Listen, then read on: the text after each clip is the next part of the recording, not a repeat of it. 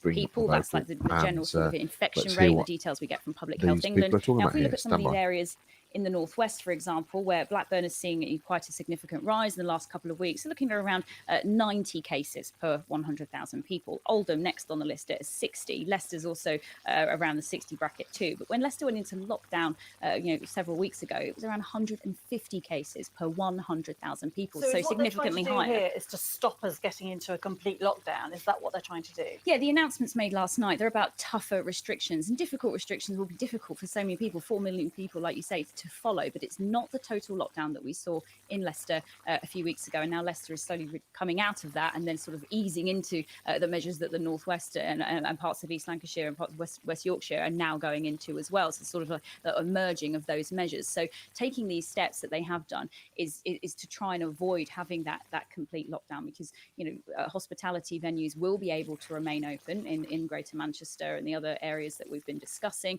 Restaurants and pubs and so on can stay open, but only for people from the same household to go into to mix. So you can't go in there with somebody that you don't live with, and you can only see other people that you don't live with in a public space, not in your house, not in your garden, and not in those venues.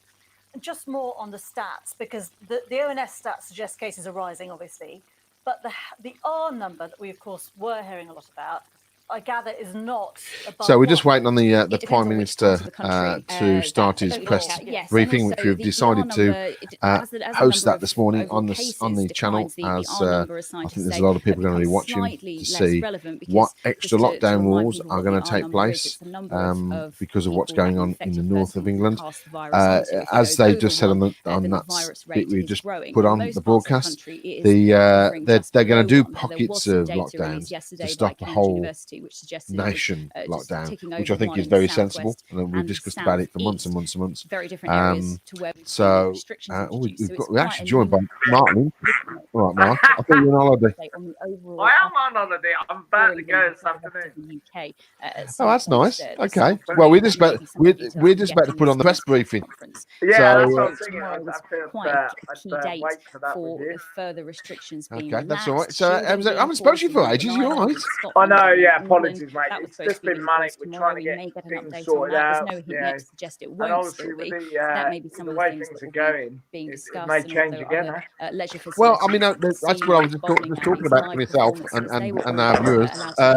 That obviously they're doing small pockets of lockdowns to stop that national lockdown, which is very sensible, I think. So, and hopefully they'll deal with it that way. But it's just Europe is the problem, isn't it? I mean, you're not going over to Europe, are you? You're stopping this country. No, we're going have a lockdown that affects 4 Oh, million okay, people. that's cool. You've got, You'll be fine down there. It's all north of England. But yeah, no, I did say to a few friends in Birmingham, I said it'd be like the Great Escape. You'll need to get out different nations across the UK, they can all take slightly different steps. Well, I was down in your neck of the woods, you see, yesterday, the past couple of days. I was down in Worcester, went to Gloucester, went to the Quays, and that was busy. The shopping down there, that was really busy.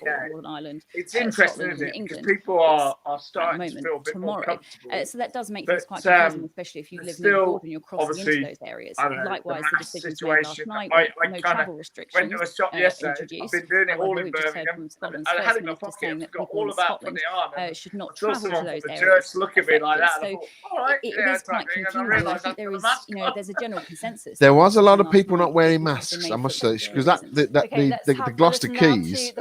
Oh, is he about to come on? Let me let's bring him up onto the screen.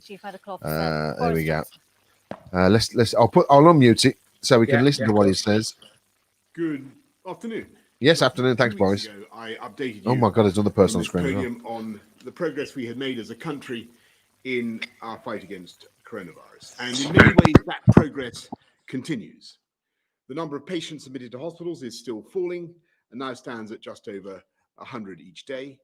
In April, there were more than 3,000 coronavirus patients in mechanical ventilation beds, but now the latest figure is 87. The number of deaths continues to fall, and though one is too many, that is obviously encouraging. But I've also consistently warned that this virus could come back and that we would not hesitate to take swift and decisive action as required. And I'm afraid that in parts of Asia and Latin America, the virus is gathering pace, and some of our European friends are also struggling to keep it under control. As we see these rises around the world, we can't fool ourselves that we are exempt. We must be willing to react to the first signs of trouble. Today, the weekly survey by the Office for National Statistics reports that the prevalence of the virus in the community in England is likely to be rising for the first time since May. Around 1 in 1,500 now have the virus, compared to 1 in 1,800 on the 15th of July and 1 in 2,000 on the 2nd of July. The ONS also estimate that there are now 4,900 new infections every day, up from around 3,000 per day on the 14th of July and 2,000 per day at the end of June. We just can't afford to ignore this evidence. It's vital to stress, of course, that we are in a far better position to keep the virus under control now than we were at the start of the pandemic, because we know so much more about the virus. We have so many more tools at our disposal to deal with it. Our testing capacity has increased 100-fold. We have a contact tracing system up and running, which has led to over 184,000 people isolating who may otherwise have spread the virus, and is capable of tracing thousands of contacts every day. We've secured billions of items of PPE to withstand the new demands on hospitals and care homes. And of course, we have new treatments pioneered in this country, like dexamethasone, remdesivir, to shorten recovery times and reduce mortality rates. But as I say, we cannot be complacent, and I won't stand by and allow this virus to threaten to cause more pain and more heartache in our country. So that's why last night the Health Secretary announced new restrictions on household contact in the Northwest, specifically Greater Manchester and in parts of East Lancashire and West Yorkshire. These are targeted measures on social contact between households, which the data tells us is driving the current increase in cases. Businesses and workplaces should continue as before in those areas.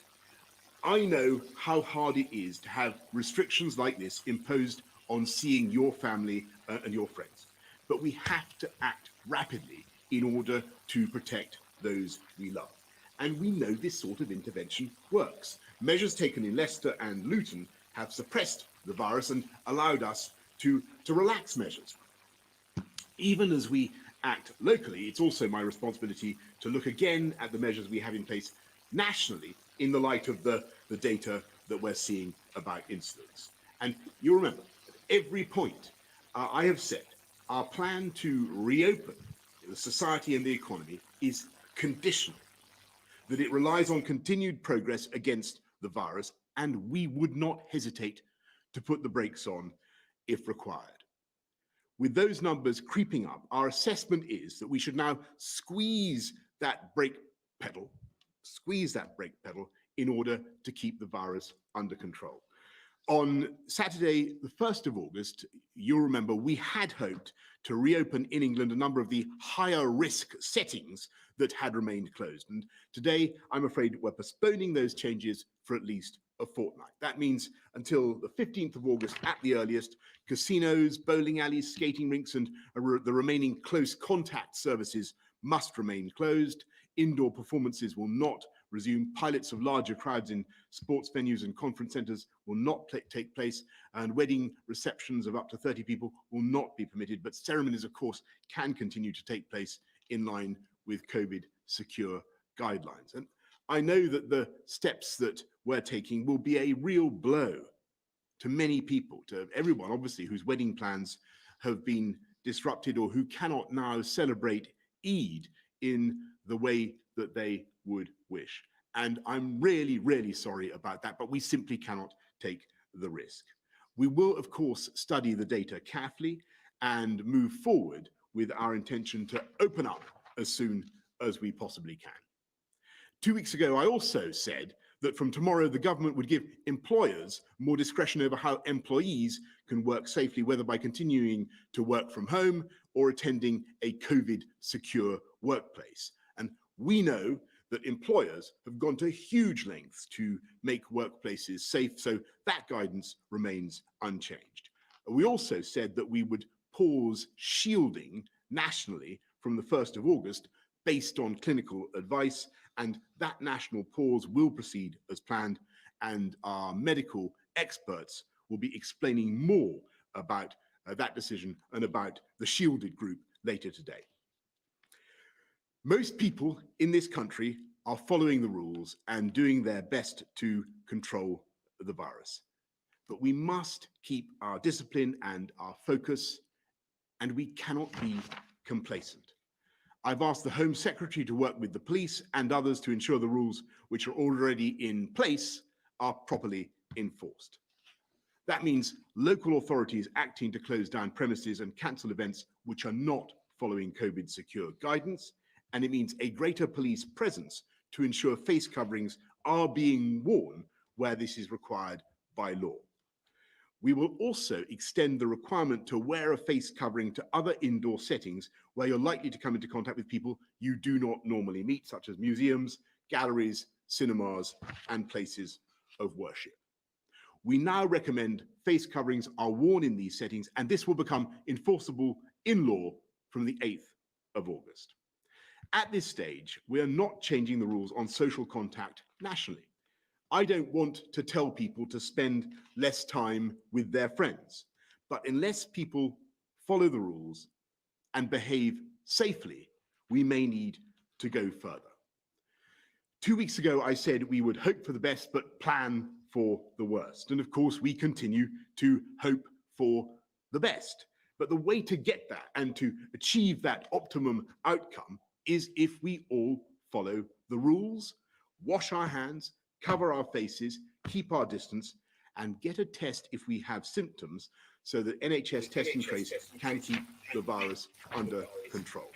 And that is how we will avoid any return to a full national lockdown.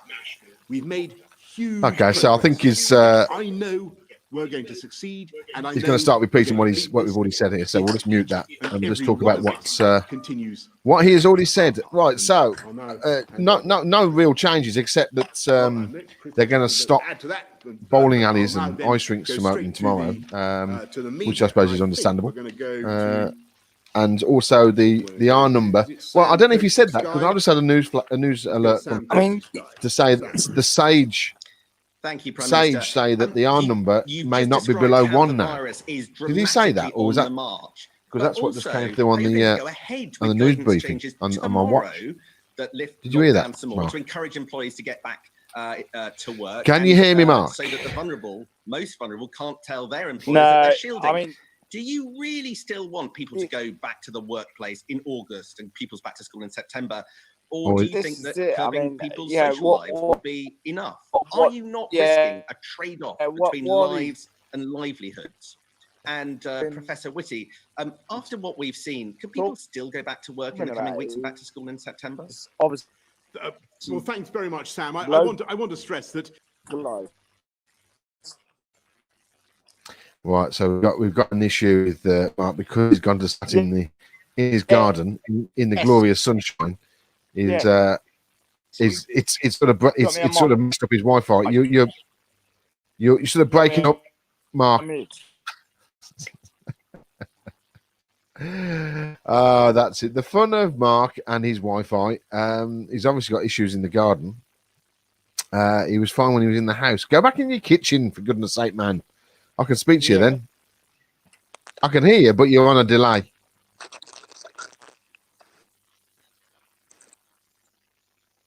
Has he gone? So, so what they were saying was that Northern England in a semi-lockdown, you can't go into people's houses and other people's houses. So that's going to come into place now. That came into place at midnight. Sage, this is a bit I was confused about because I had the alert that Sage said that the R number may not be below 1, which is worrying. And the planned opening of or the release of certain leisure centres, bowling alleys, and casinos is not going to happen tomorrow. So that's unfortunate. So we're going to leave it there for today because we've got lots of technical issues with Mark. He's just rolling there, isn't he? That's the thing. So we'll be back on Monday and we'll have a full crew on Monday. I'm sorry that it's been a bit of a downer today, but these things happen and it's the way it rolls. So stay safe, keep your hands washed, have a wonderful weekend, and we'll see you Monday at midday as he speaks slowly before he gets the end credits to go. There you go. We'll see you Monday. Bye-bye.